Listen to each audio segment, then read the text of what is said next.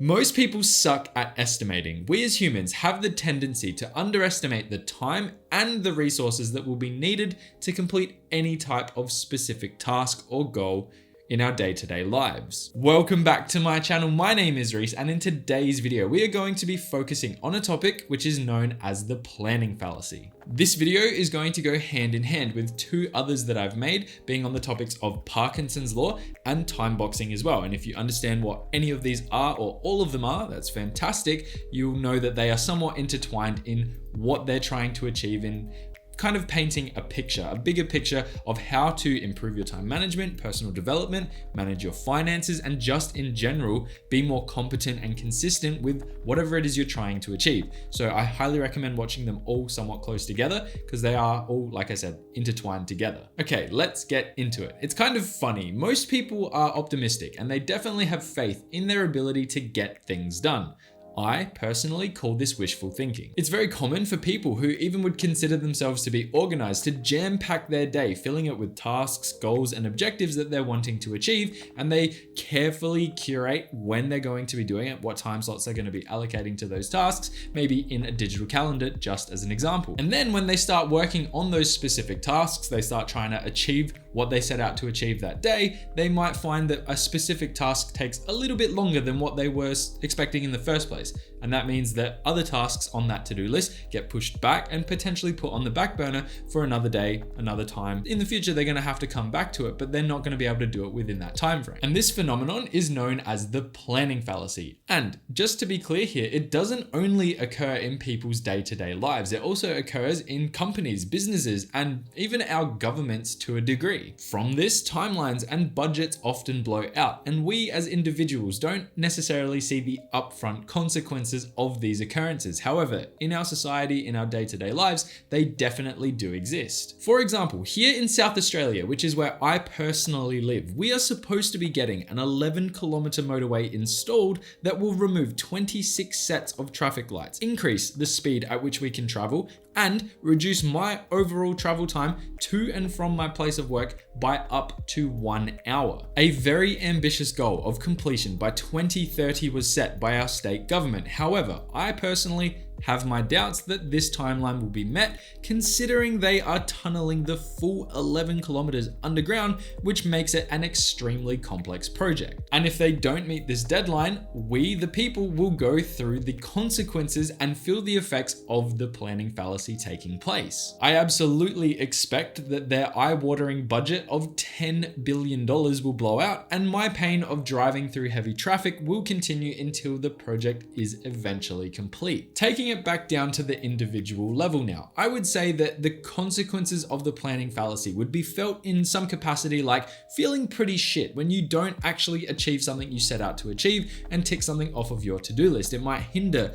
your plans for the rest of the day, the week, the month, where you have to rearrange certain things because you're not actually able to get it done in the time frame you originally set out to achieve because it wasn't reasonable, practical, and it wasn't something that was actually going to ever be able to be achieved. If I experience the negative effects or consequences of the planning fallacy and I'm doing a job for someone else, this could also have some pretty severe effects on things like my reputation, and it could even cost me financially if it was a scenario where I was going to be paid for the work that I'm doing and I'm not able to meet those deadlines or actually produce a piece of work that's to the quality or expectations of the person who's paying me to do that work. These are outcomes that no one really wants to experience because they are all negative outcomes of this effect. And this is where it gets interesting. There are definitely ways to avoid falling into the traps that the planning fallacy sets. One of the most important things you can do, especially if it's a task that you're not familiar with, is to go and get outside perspective.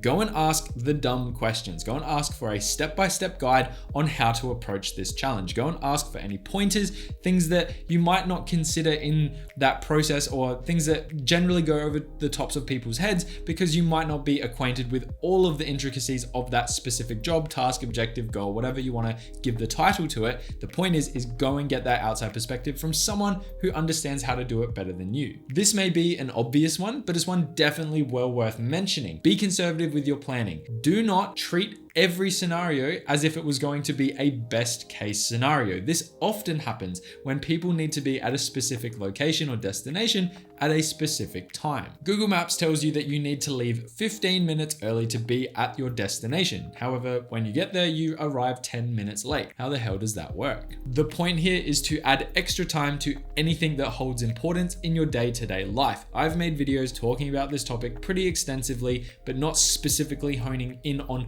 why this occurs, being what the planning fallacy is. But the point is, again, is something that I do in my personal life. It's something that lots of people in my life who are very punctual and reliable do as well. And it's something that has carried forward with them all through their working casual jobs into their professional careers and all through their friendships. And they're people, like I say, who are very punctual, can be relied upon. It's a good trait to have. You should do it too. You should practice it. You should build it into your normal everyday life, steps that you take to do whatever it is you're doing. And finally, learn to get a grasp of your own abilities. Try and get an understanding of how good you actually are at planning and actually estimating how long it's going to take you to do a certain task. A good example is taking a shower. Most people at my age, I'm 28 at the time of recording this video, most people have probably had several thousand showers in their lifetime. They're hopefully pretty hygienic. That's definitely good practice.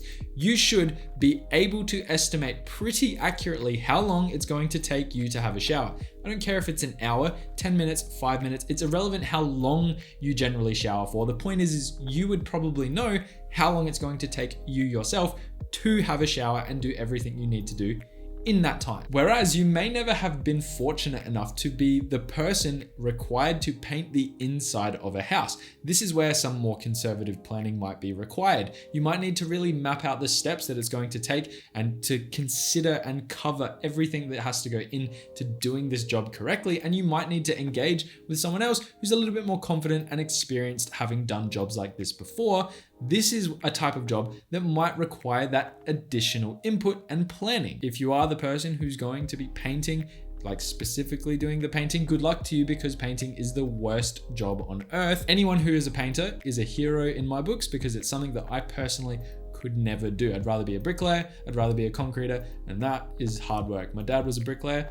Laboring is difficult, no doubt about it, but I would rather do that before I become a painter. So it's conclusion time. The key takeaways from today's video is to learn to set realistic deadlines. Don't be too optimistic with your planning. Understand your priorities. So if you plan to do a whole bunch of tasks within a short time frame or a period of time that you might not be able to get everything done, understand which ones can be put on the back burner because they do not need to be done in that specific time frame. It's a nice win if you get the chance to get to them. This one is a very important step and key takeaway, absolutely, to just have that hierarchy of what is most important to get done first. And hold yourself accountable so it doesn't become a repeat scenario when you don't end up achieving the goals you set out to actually complete. This one is really important. You want to change your behavior over time so that you actually get the reward and satisfaction of ticking things off without having a big back burner list that you look at and go, oh, I'm really disappointed I didn't actually get to do them. I used to have this problem big time. I would set these massive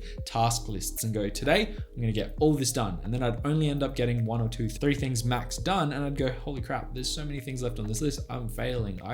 But I really made good headway and actually got some things done that I was trying to get done, but I didn't get that satisfaction, that rewarding feeling of this is what I set out to achieve. This is reasonable for this time frame. I'm going to get this done today and I'll move on to the other things tomorrow, next week, whenever the opportunity arises. It's super important because it will go hand in hand for you. If you set something that you go, okay, this is what I have to do today. And if I do it, I'm going to feel good. And then I can move on tomorrow and do the exact same thing and feel good. It's that constant motivation builder to get what you need to get done without it dragging you down, even though you might be being productive. It's a bit of a rant, but it's unbelievable how when you shift your mindset into that territory, the good feeling that comes from getting things done is always there and consistent versus pulling yourself down, which I've kind of just reiterated.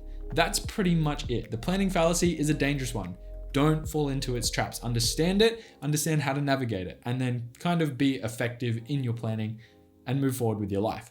That's where I'm going to leave you today. If you enjoyed today's video and you learned something, please hit that like and subscribe button down below. It really does help the channel grow and I really do appreciate the support. That's pretty much it. Have a good day. Have a good week. And as always, I will see you in the next one. Bye for now.